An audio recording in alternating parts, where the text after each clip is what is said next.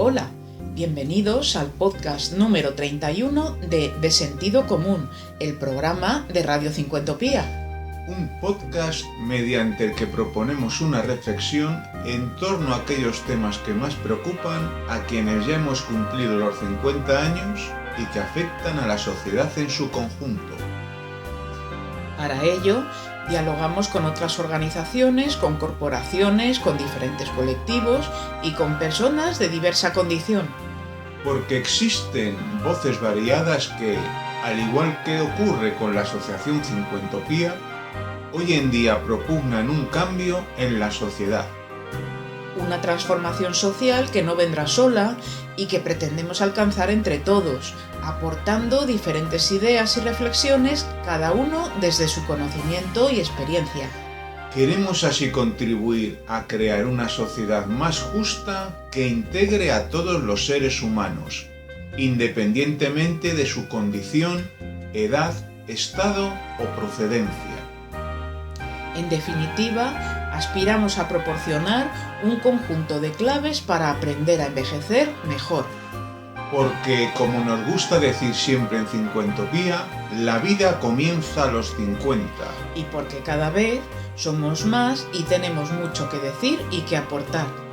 De Sentido Común, un programa elaborado por el equipo de Viva Voz para Cincuentopía.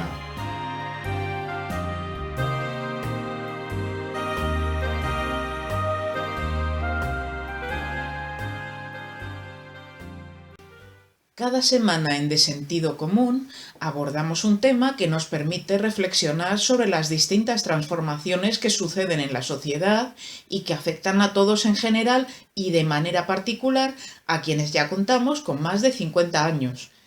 En esta ocasión tenemos con nosotros a Josefa Ros Velasco, investigadora postdoctoral en el Departamento de Filosofía y Sociedad de la Universidad Complutense de Madrid, donde también imparte docencia. Asimismo, Josefa Ros ha sido profesora asistente en el Departamento de Lengua y Literatura Romance de la Universidad de Harvard y becaria postdoctoral del Real Colegio Complutense en Harvard. Es doctora europea en filosofía y está especializada en el ámbito del estudio del aburrimiento desde una perspectiva multidisciplinar que investiga la evolución del concepto de aburrimiento como psicopatología a través de las narrativas médicas, filosóficas, literarias y teológicas occidentales a lo largo de la historia.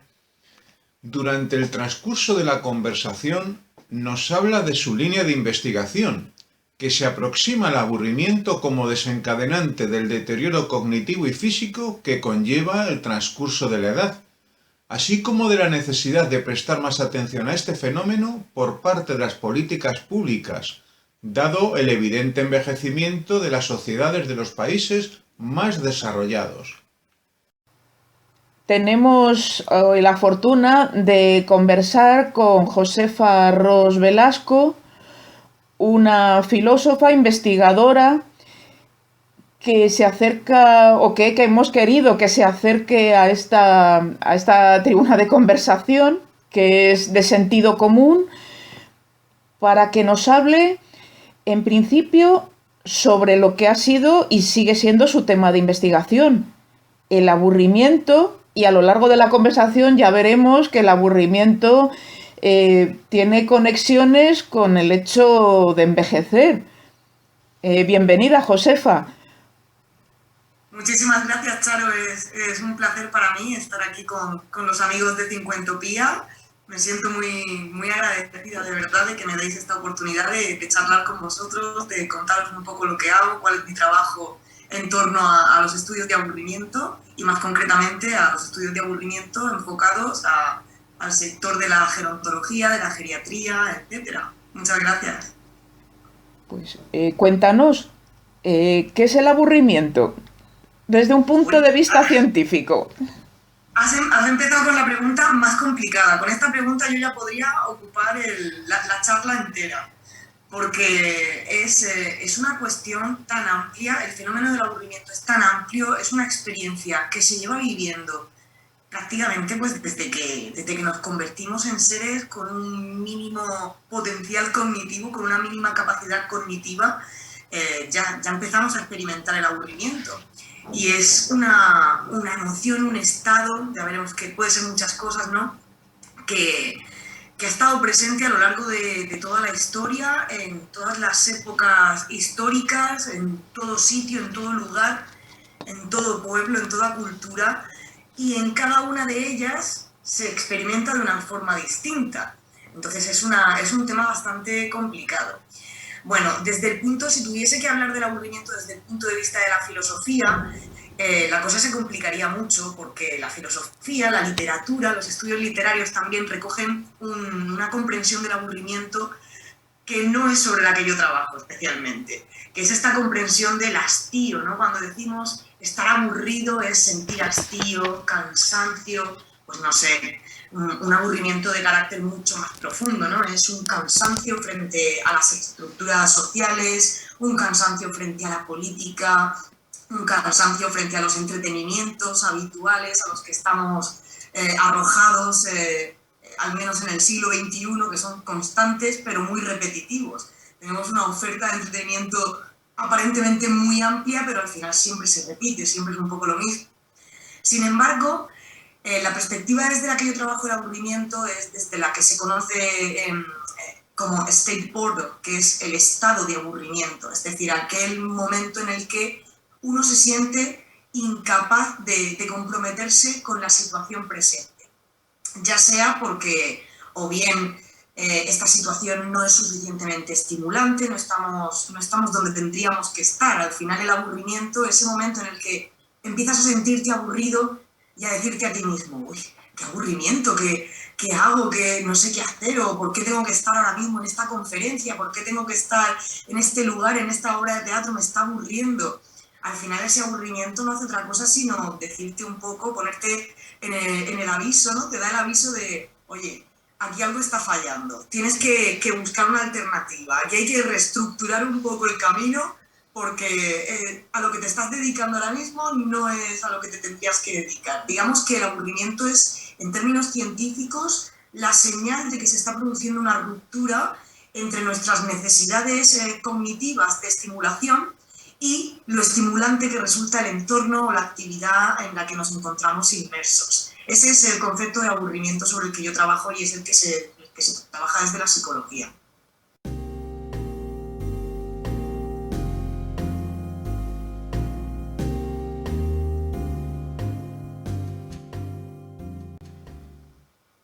El aburrimiento desde el punto de vista de la psicología, ¿cómo contempla los distintos estados, la influencia en los distintos estados de la vida? Desde empezar la niñez hasta, bueno, pues hasta la senectud. Sí, claro, el aburrimiento desde los estudios psicológicos, podemos decir que incluso aquí también hablamos de dos formas de aburrimiento distintas. Está este tipo de aburrimiento que te decía, el aburrimiento state boredom, que es el aburrimiento situacional, el aburrimiento que es dependiente de la situación, y este lo padecemos todos, en todas las edades. Es un aburrimiento, como digo, que depende de la situación en la que uno se encuentra inmerso y que se llama aburrimiento situacional porque en teoría debe cambiar en el momento en el que cambia esa situación. En el momento en el que introducimos una novedad en nuestro entorno, pues el aburrimiento desaparece. Entonces esto, claro, está presente en todas las etapas de nuestra vida. La psicología también habla de otro tipo de aburrimiento, esto se ha empezado a estudiar desde hace pocas décadas, que es el chronic boredom, el aburrimiento crónico. En este caso ya se habla de un tipo de padecimiento que está más relacionado con lo patológico, porque es un aburrimiento que ya no depende del contexto, ya no depende del entorno, y que hace referencia a esas personas, esos individuos que se quejan constantemente de estar padeciendo aburrimiento y que cambie lo que cambie en el entorno, siguen refiriendo estar aburridos. En este caso la psicología entiende que se puede deber a un problema individual, que la causa puede estar en el propio individuo. Y es por eso que aunque cambie el entorno, pues no se elimina ese malestar, ¿no? que produce el aburrimiento. El aburrimiento te sigue dando esa señal de que hay algo que tiene que cambiar, pero de alguna forma uno es incapaz es incapaz de encontrar qué es aquello que realmente le estimula, es incapaz de introducir cambios, ¿no? Al final no recibe esa señal en toda su completitud, en toda su totalidad, y no puede reaccionar ante ella. Entonces, este tipo de aburrimiento, este aburrimiento crónico, ya se da en situaciones muy concretas. Es un aburrimiento que normalmente suele estar aparejado a personas que padecen depresión, personas que se encuentran en situación de soledad extrema, por ejemplo, cuando hablamos ya de personas mayores, personas que ya están en una situación que viven solas, que han cortado todo vínculo con sus familiares, si siguen teniendo familiares vivos, con sus seres queridos, con amigos, han cortado por completo con sus roles, con los roles que han mantenido a lo largo de la vida, cuando ya, bueno, pues llega el momento de la jubilación, y al final se hace un cúmulo, ¿verdad?, en el que toman partido tanto la soledad no deseada como algunas instancias depresivas, y aparece ese aburrimiento crónico. Ya da igual que intentes introducir proyectos nuevos, intentes retomar parte de tu vida anterior, porque entras en esa espiral y es muy complicado salir de ella. Entonces, bueno, el aburrimiento como tal, el aburrimiento state boredom, el aburrimiento situacional lo padecemos todos. Y realmente sí que los estudios han demostrado que lo padecen más los hombres que las mujeres. Que no siempre podemos tener nosotras la parte mala de la historia.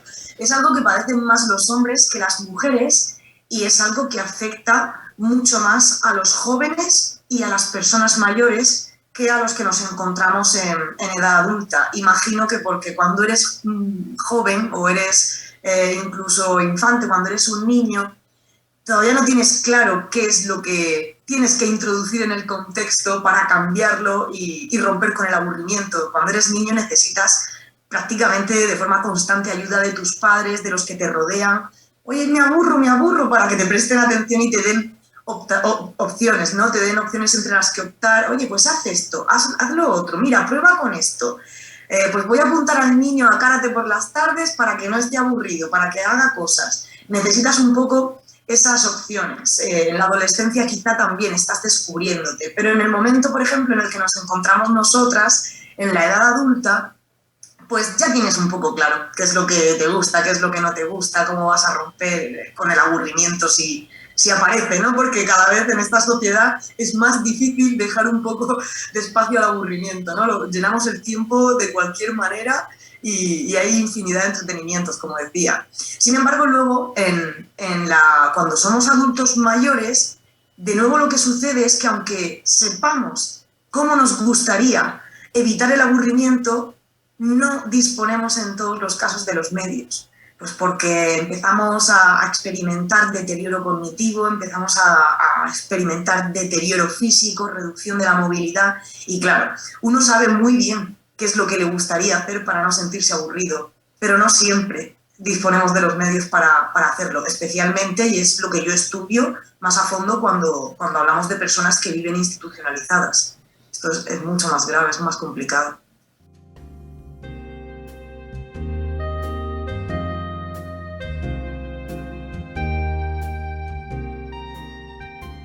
Quería preguntarte acerca de el congreso en el que estás participando sobre el futuro del envejecimiento, y en lo que a nosotros nos respecta como mayores de 50, en los que en un momento en el que todavía estamos pensando cuándo nos consideramos mayores, porque todavía no lo tenemos claro. ¿Nos podemos preparar para el aburrimiento? ¿Hay alguna manera de prepararse para el aburrimiento que te va a traer? Bueno, pues ese deterioro cognitivo, ese deterioro físico, que te va a obligar a reposicionarte, ¿no? En un momento en el que también eres más vulnerable. ¿Hay alguna manera de prepararse? Sí, por supuesto, claro. Yo siempre cuento lo mismo.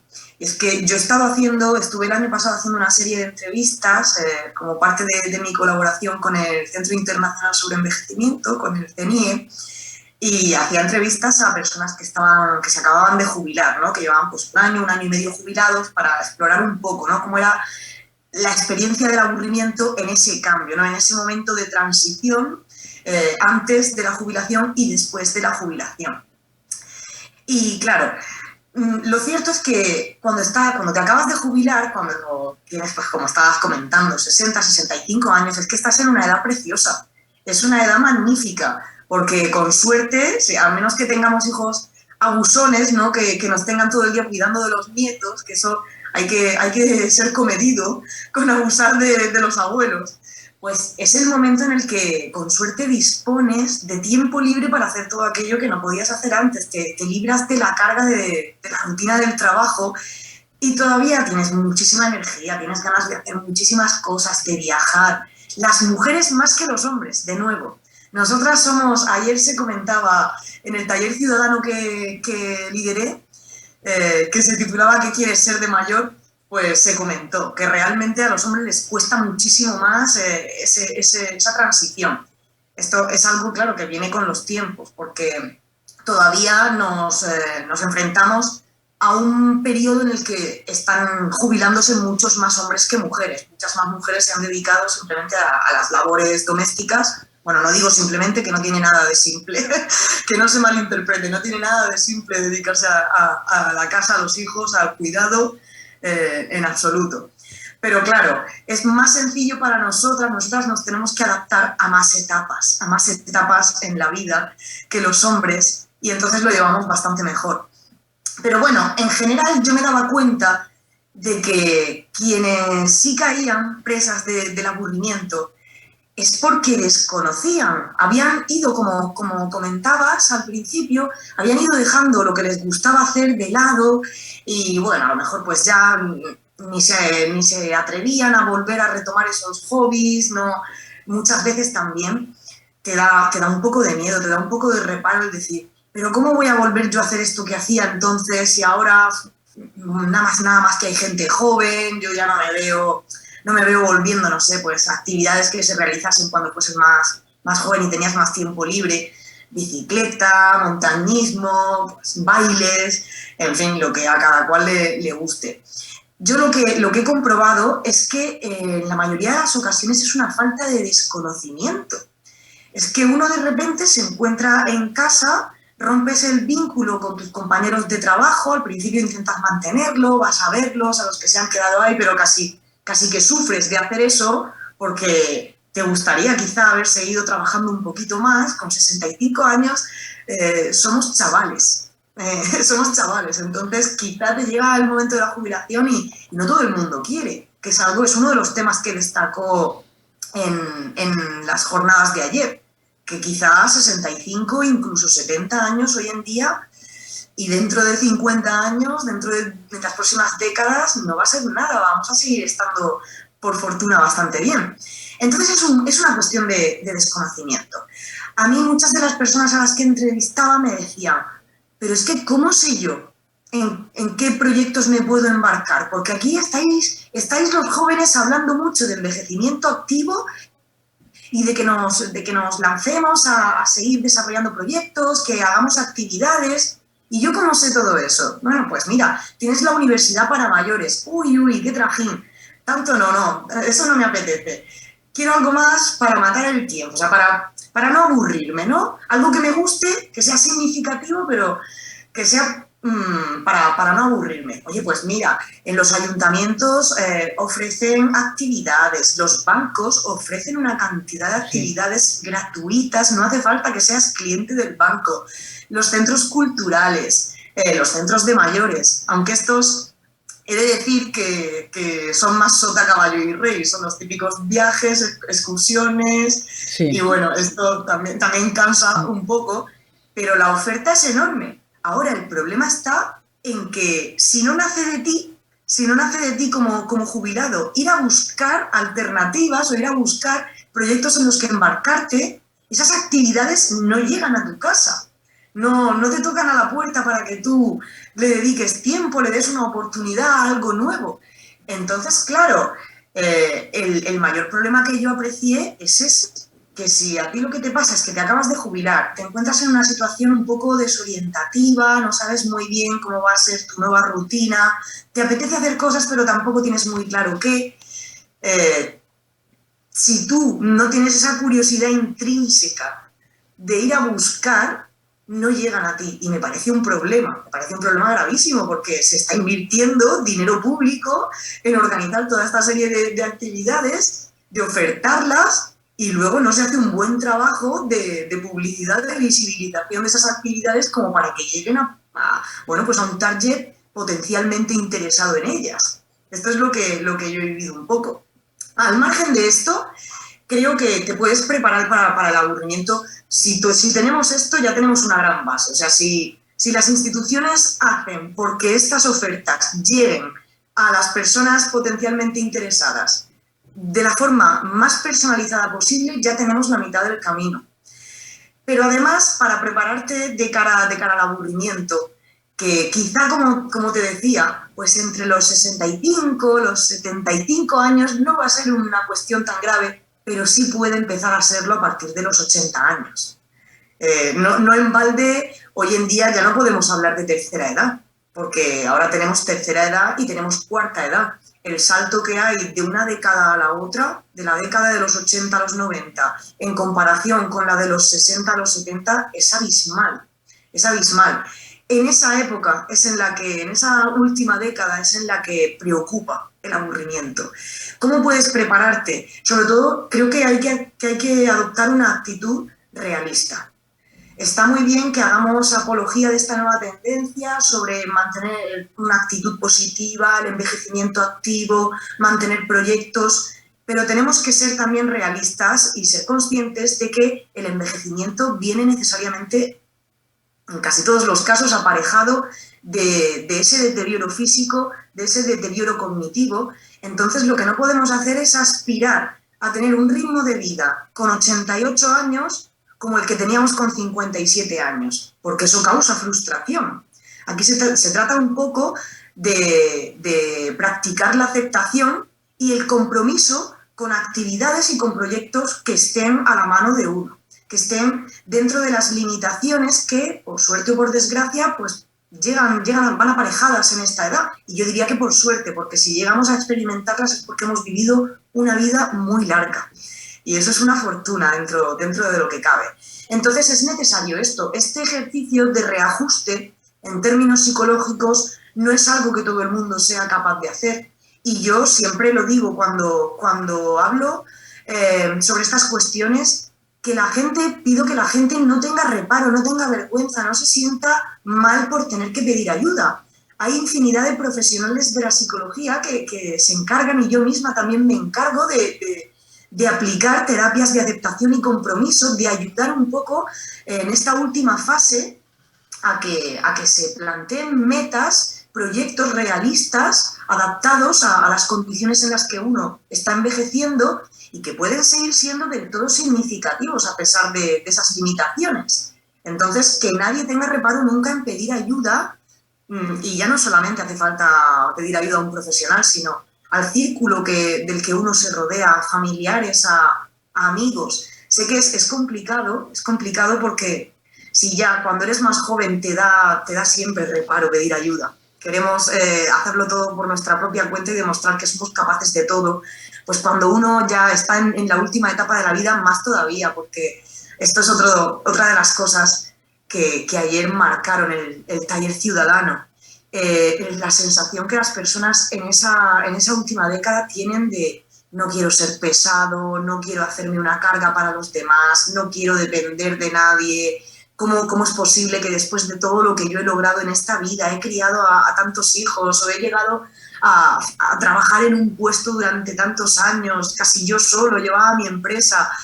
¿Cómo es posible que ahora, cómo le voy a pedir yo a mi hijo ayuda? Que me oriente un poco. Oye, ¿qué podría hacer? Tú me ayudas a descubrir cómo puedo seguir haciendo cosas, mantenerme activo, a pesar de que estoy en silla de ruedas. Cuesta muchísimo, ¿eh? Esto es parte también, cuando hablamos del cambio cultural en gerontología y en geriatría, que tenemos que empezar a movernos hacia esa visión más positiva. esto no solamente lo tenemos que hacer los que venimos detrás y los que ya trabajamos en el sector. Nosotros esto ya lo tenemos de serie, ¿no? Es un cambio estructural que también tiene que empezar a practicar la gente mayor.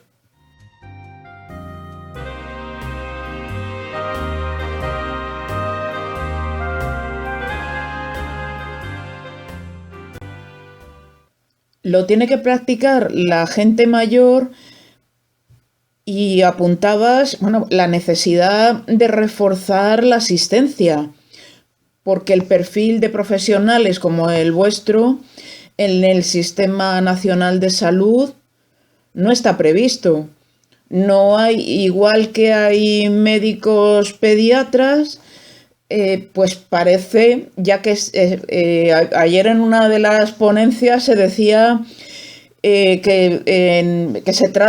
bueno, el lema de las ponencias es el futuro del envejecimiento, pero el envejecimiento ya está aquí. Pertenecemos a Europa y Europa tiene una población envejecida.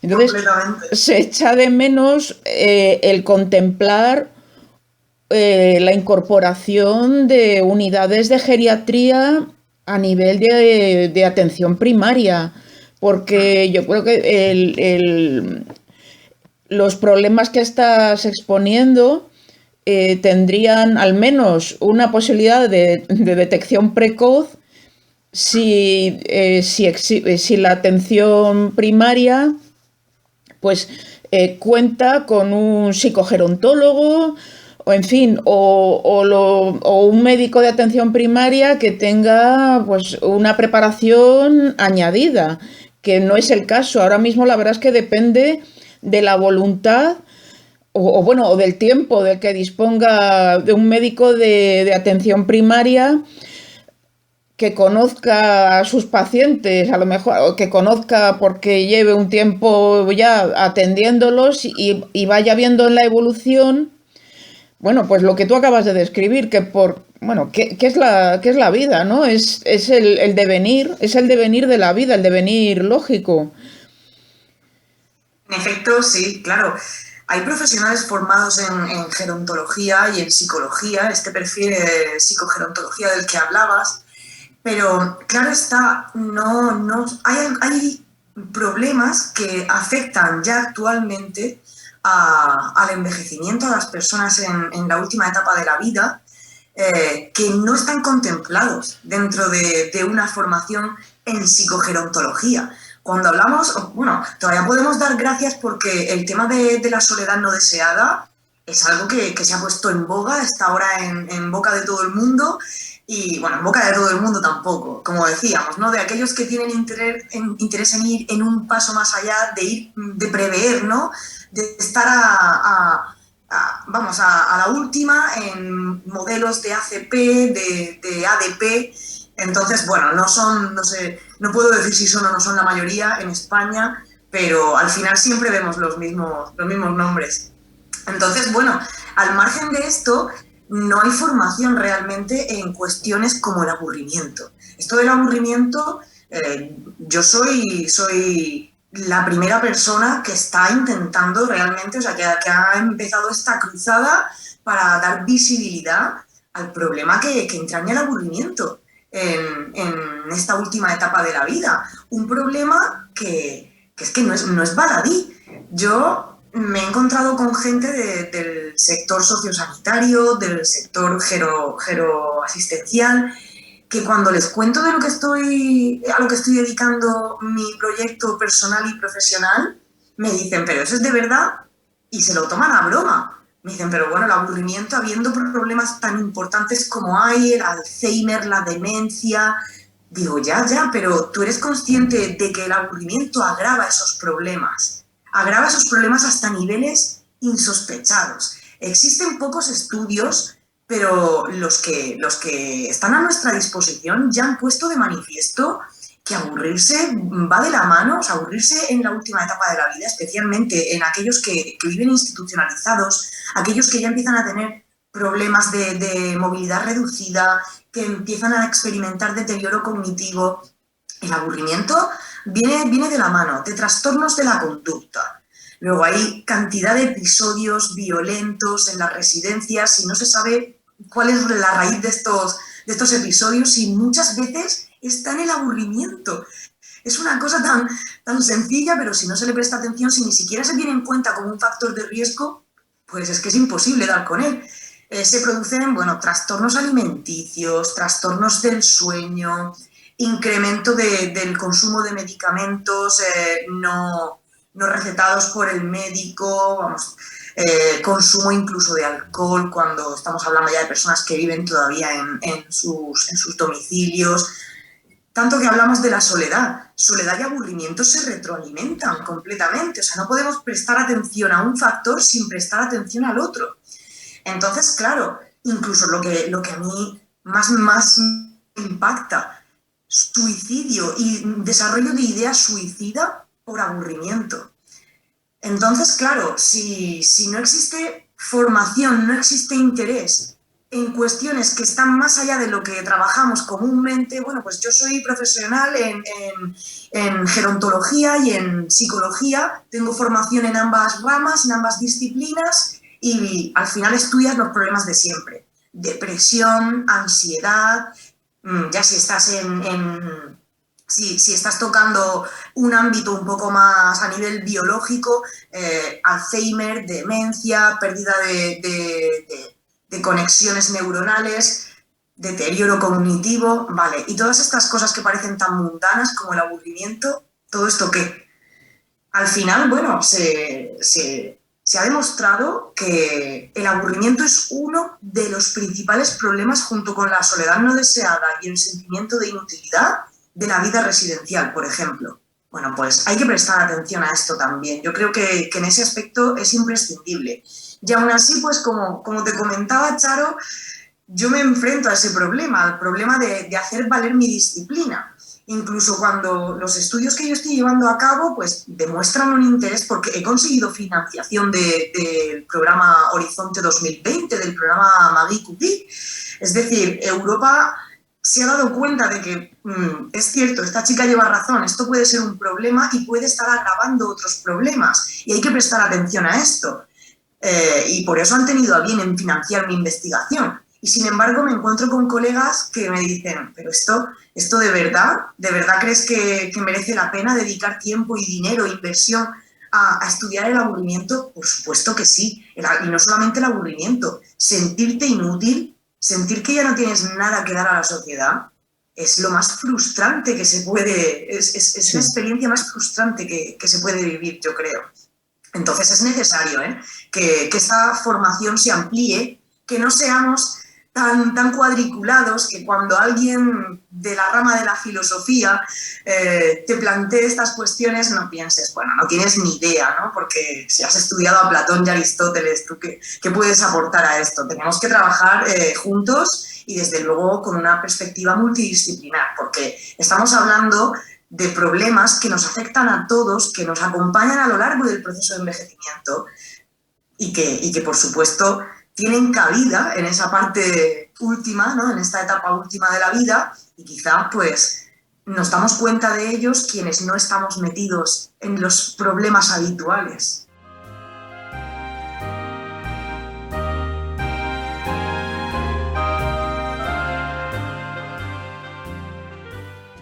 Para ello es necesaria la ciencia y la investigación. Antes aludíamos, antes de entrar en harina, en la conversación, a que pues la pandemia pues está dejando un rastro de de tristeza, de problemas, pero también está evidenciando la posibilidad de combatirlos. Y desde luego que a la ciencia le debemos el que, al menos en el mundo occidental con mayor incidencia, gracias a las vacunas se haya logrado pues detener la mortalidad galopante que hemos soportado. Y también la ciencia y la investigación se deben ocupar de la salud mental. Es lo que tú acabas de comentar. Necesitamos la perspectiva del científico para que desde fuera plantee hipótesis, extraiga conclusiones y para que, bueno, y que luego las autoridades oigan a los científicos o se escuchen y pongan en marcha planes. Hombre, la verdad es que es plausible el que hayas conseguido que Europa, bueno, financie la investigación, y ahora lo que es necesario es que esto trascienda y los estados lo vayan incorporando a sus políticas sociales, porque sí que es verdad, y también, bueno, pues leyendo o viendo un poco las conclusiones que se van extrayendo de las ponencias de este congreso y de otros foros en los que todo esto se discute, es que a priori, desde el punto de vista ciudadano, parece dificultoso establecer líneas de actuación por parte de los gobiernos cuando la vejez es tan heterogénea. Tú acabas de comentar, cuando planteabas esas décadas que son fundamentales, estamos hablando de décadas y además que no todos los parámetros son aplicables a todos los octogenarios, a todos los septuagenarios. ¿Crees que ahí también estriba la dificultad de...? Sí, la verdad es que yo me doy cuenta de que, bueno, yo no viví esto, pero en la época, por ejemplo, de mis abuelos hace ya tiempo que no están entre nosotros, pero bueno, pues vivieron, ¿no?, toda la dictadura, etcétera, y un poquito, ¿no?, un poquito del siglo XX, muy poquito. Y yo me daba cuenta en el tiempo que estuve con ellos de que la vida era mucho más pausada para ellos, había muchísima menos oferta en general. Esto tiene cosas positivas, tiene cosas negativas, pero en general había más homogeneidad. A esto es a lo que me quiero referir. Había más homogeneidad, había menos oportunidad para desarrollar proyectos individuales. Ya no me refiero al embarcarte en proyectos del que estábamos hablando antes, sino para mostrar cómo uno es de una forma más particular, de una forma específica. Yo lo contemplo así, lo veo de una forma mucho más homogénea y lo veo todavía en mis padres, por ejemplo. Hoy en día lo que siento es que la sociedad cambia cada año. O sea, las tendencias, las cosas que hacemos, lo que nos gusta, lo que nos disgusta, de aquello en lo que estamos a favor, aquello en lo que estamos en contra. Es que hay una explosión de cosas constante, todo se sucede a una velocidad vertiginosa. Entonces esto, por supuesto, aumenta las posibilidades, es la parte positiva, pero hace que todos seamos más particulares también. Todos tenemos mucho más entre lo que elegir, tenemos muchas formas de expresar nuestros proyectos, de expresar nuestras ideas, tenemos mucha más libertad. Y claro, prestar atención de manera personalizada a cada uno de nosotros es que se ha convertido en algo prácticamente imposible. Se ha convertido en algo prácticamente imposible. Además, lo que desarrolles hoy va a contentar a nadie, porque dentro de una década, cuando puedas implementar aquellos planes sobre los que hayas estado esforzándote para afrontar el reto que tenemos ahora, dentro de una década van a estar obsoletos. Por ejemplo, hoy en día tenemos mucho el reto de la digitalización. Bueno, y estamos tratando de ver la manera en la que introducimos la digitalización en la vida de las personas mayores, cómo podemos facilitar esta tarea. ¿Por qué? Porque es necesario, porque es bueno para las personas mayores, ¿no? Oye, yo agradezco mucho poder estar en contacto con mis padres constantemente, a pesar de que vivimos distanciados. Pues es que estamos como si viviésemos puerta con puerta gracias a la tecnología.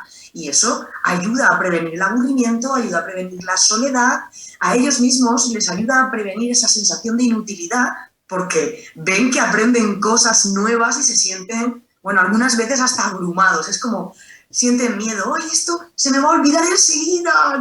¿Dónde me lo anoto? Entonces, claro, todo lo que intentas hacer, intentas desarrollar, intentas poner en valor hoy para las generaciones futuras que van a envejecer quizá dentro de 10 años está completamente obsoleto.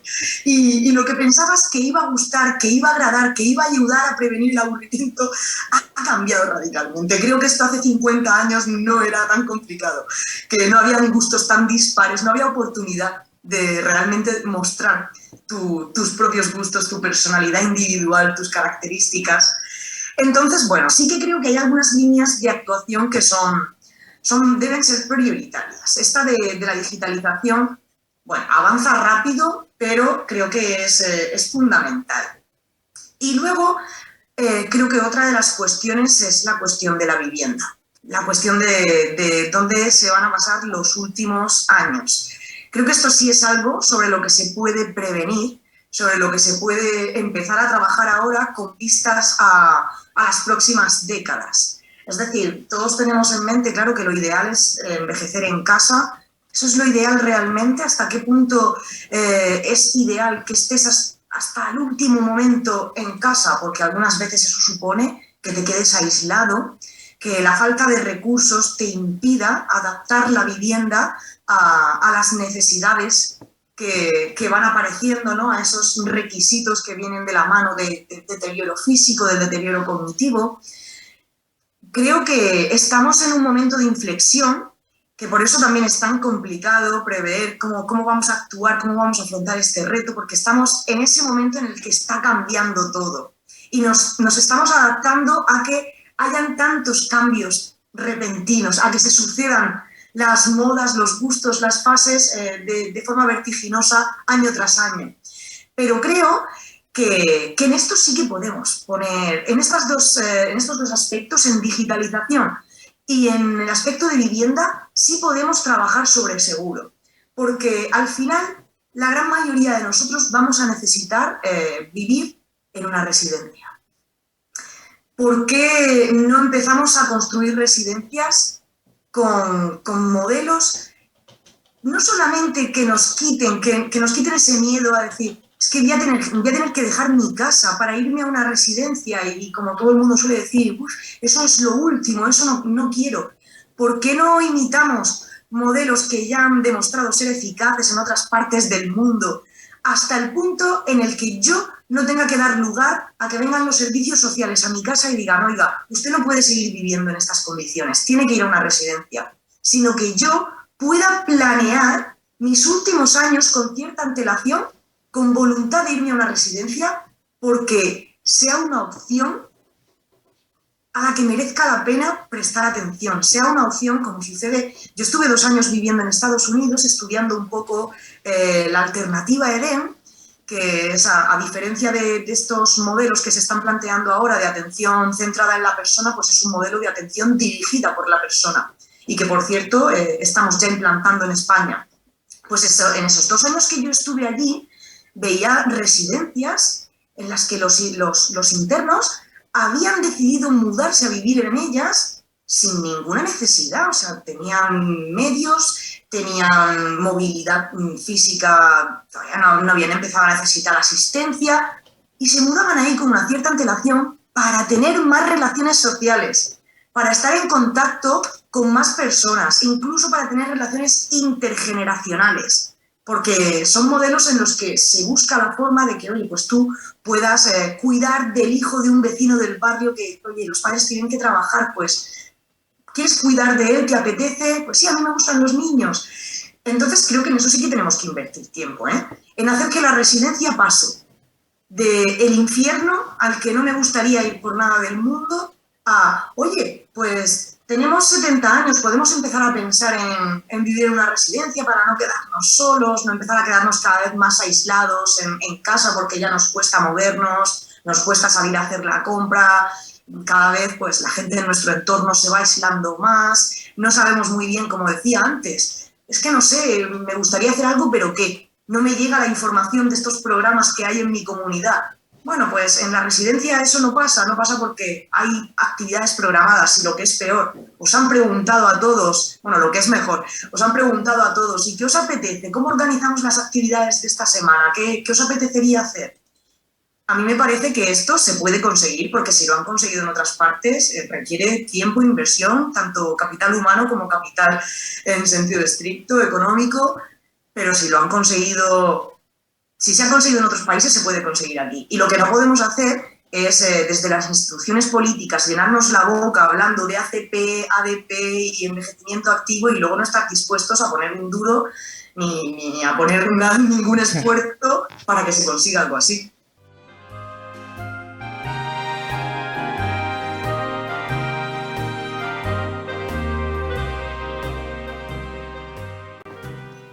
Pues la verdad es que es un buen colofón para nuestra conversación, que es interesantísima y desde ya te invitamos y te brindamos este Cincuentopía para que nos vayas teniendo al tanto de tus investigaciones, porque bueno, nosotros sí que estamos a favor de seguir abundando en la investigación sobre el aburrimiento y sobre lo que vamos a ser, sobre nuestro futuro próximo. En definitiva, es que está a la vuelta de la esquina. Pero bueno, el hecho de que nos está tocando vivir en una reformulación de la vejez, del concepto de edad, pues que es una época fascinante, bueno, a la que nos estamos asomando, bueno, pues desde la perspectiva del qué pasará, qué va a ser de nosotros. Estamos un poco desorientados, ¿sí? Sí. Pero bueno, gracias a personas como Josefa Ros Velasco, vemos que hay alguien que toma distancia, que ofrece directrices que esperemos que sean escuchadas por quien luego tiene que tomar decisiones a nivel global y que tomen tan buenas decisiones que que nos permitan vivir la última etapa de nuestra vida de una manera por lo menos tranquila. Y de una manera digna, que también es importante. Sí. Bueno, yo aprovecho para comentar que como parte de mi proyecto, que se llama, por cierto, creo que no lo dije, Pre-Board, sí, es Wellbeing and Prevention of Boredom in Spanish Nursing Homes, que es bienestar y prevención del aburrimiento en las residencias para mayores de España. Pues la primera fase va a incluir un trabajo de campo con algunas residencias de la Comunidad de Madrid en las que, espero que me abran las puertas para llevar a cabo este estudio y empezar a tener, porque es el primero en España que aborda la cuestión del aburrimiento en las residencias. Entonces, necesito que realmente me abran las puertas. Yo, desde luego, voy con la mejor de mis intenciones, pero necesito que se me brinde esa oportunidad para conversar con las personas que allí viven, con las personas que dirigen las residencias, con las que trabajan en las residencias, para que me cuenten cómo ven este problema del aburrimiento y poder conocer realmente cuál es el alcance del problema. Porque hasta el momento las referencias que yo tengo son todas de fuera, son de fuera de España. Entonces, si queremos atajar este problema en España, es necesario que se haga este estudio de campo en España. Así que desde ya mismo invito a que si cualquier directivo nos está escuchando de alguna residencia pública de aquí de Madrid, pues por supuesto me encantaría que se pusiese en contacto conmigo si le apetece que empiece por su residencia para llevar a cabo esta labor. Sería un honor y un placer. Así que bueno, aquí me pongo a disposición. Bueno, pues en ese aspecto, pues en la medida que nosotros podamos influir, no dudes que te vamos a ayudar. Muchísimas gracias. Pues ha sido una conversación interesantísima. Por supuesto, era la expectativa que teníamos y vuelvo a insistir, tienes a tu disposición Cincuentopía y espero que podamos seguir conversando y seguir entre todos poniendo los ladrillos necesarios para construir. que es lo que necesitamos.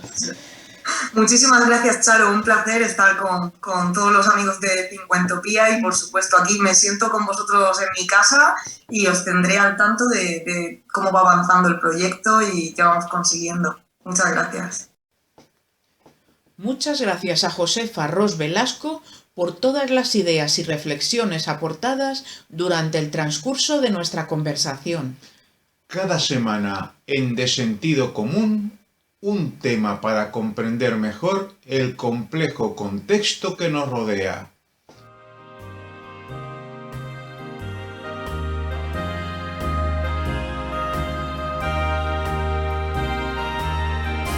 Hasta aquí ha llegado el podcast número 31 de Sentido Común, el programa de Radio Cincuentopía. Un podcast semanal mediante el que proponemos una reflexión en torno a aquellos asuntos que más preocupan a quienes ya hemos sobrepasado los 50 años. Nuestro objetivo es abordar las singularidades en distintos ámbitos legales, sanitarios, medioambientales y profesionales que acontecen a este segmento poblacional y que consideramos son de interés para la totalidad de la sociedad. De Sentido Común, el programa de Cincuentopía para todos los que ya hemos cumplido los 50 años y pensamos que lo mejor está todavía por llegar. Nos despedimos hasta el martes próximo. De Sentido Común, un programa elaborado por el equipo de Viva Voz para Cincuentopía.